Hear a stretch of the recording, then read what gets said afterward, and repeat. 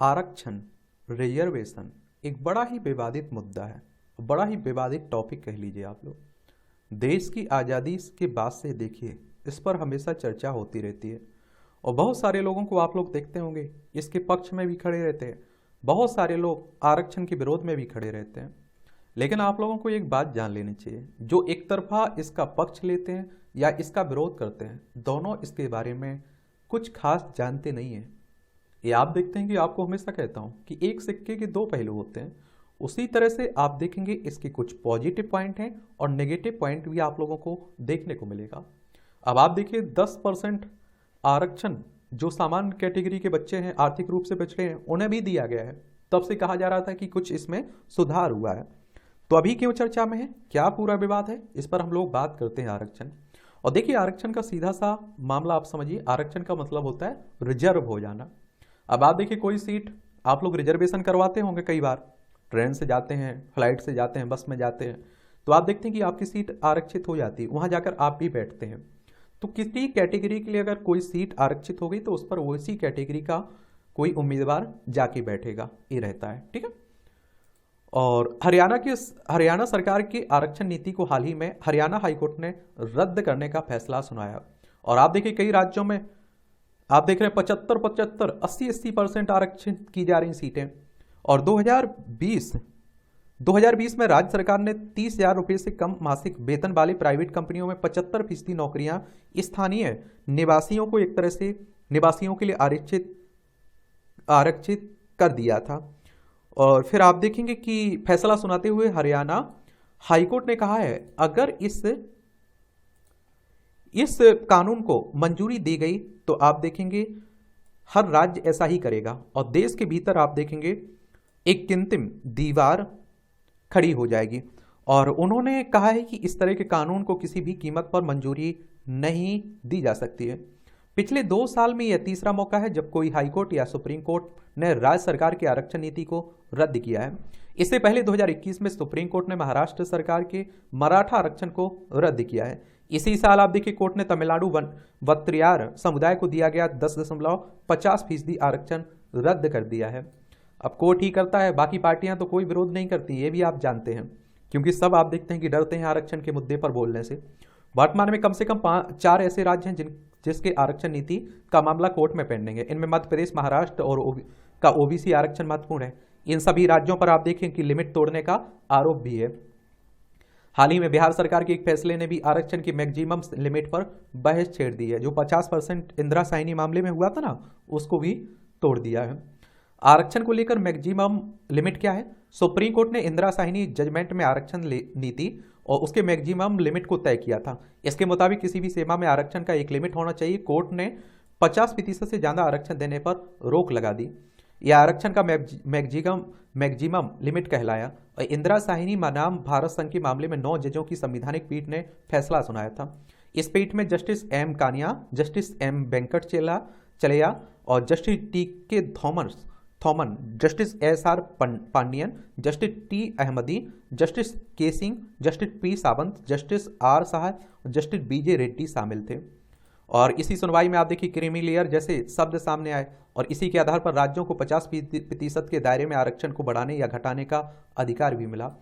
और आप देखें कि 2014 तक इसी आधार पर राज्य सरकारें आरक्षण की सीमा तय करती रहीं, लेकिन 2014 के बाद राज्यों ने मैक्सिमम लिमिट के कैप को तोड़ना शुरू कर दिया। हालांकि कई राज्य इसमें कामयाब भी नहीं हो पाए, कोर्ट ने उन्हें तगड़ा झटका भी मिला, आप देखेंगे।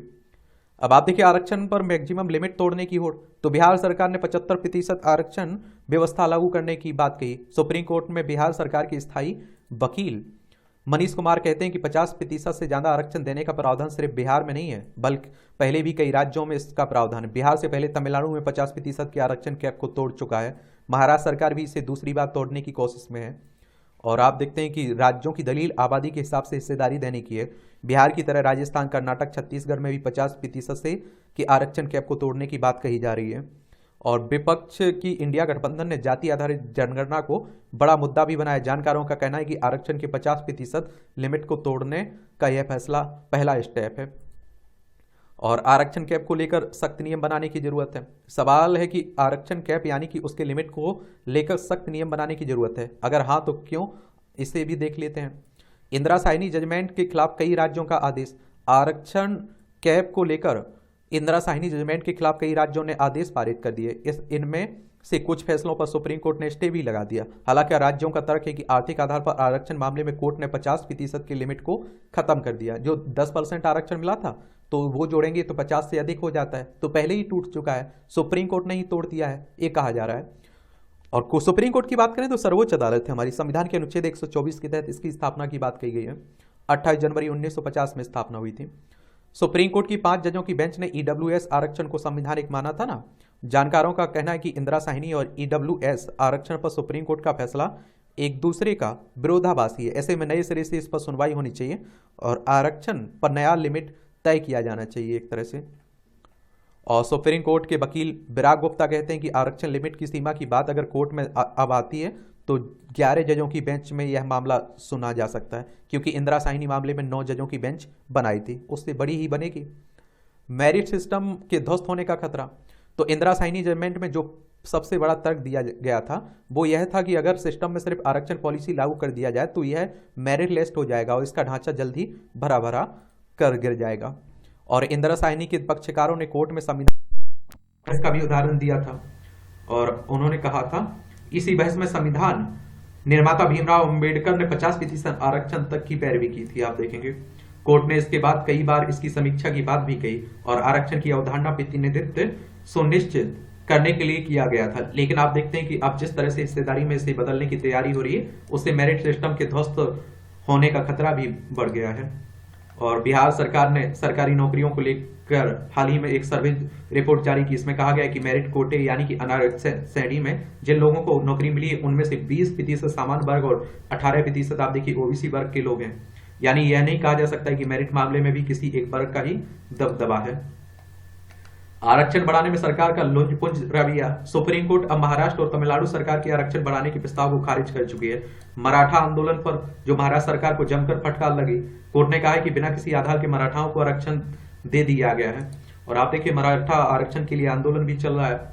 अधिकांश मामलों में यह देखा गया कि सरकार राजनीति नफा नुकसान को ध्यान में रखते हुए आरक्षण कैप को तोड़ दिया है। जानकारों का कहना है कि सरकार कोशिश इन मामलों को लटकाने की रहती है जिससे त्वरित राजनीतिक लाभ मिल सके। जैसे उदाहरण के लिए ले लीजिए महाराष्ट्र में मराठा आरक्षण 2018 में लागू किया गया जिसे कोर्ट ने 2021 में असंवैधानिक करार दिया।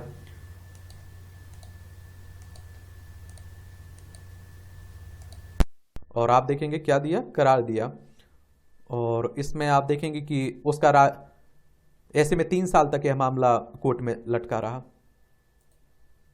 और सत्ताधारी दल इसी को ढाल बनाकर राजनीतिक लाभ भी लेता रहा। इसमें वर्तमान में कई राज्यों के आरक्षण पर आप देखिए का मामला कोर्ट में है। कई राज्यों में इसे बढ़ाने की तैयारी भी चल रही है। ऐसे में कोर्ट पर फिर से दबाव बढ़ रहा है इसका। फिर कोर्ट क्या करता है वो देखने लायक होगा। तो यही कहानी कि आरक्षण की।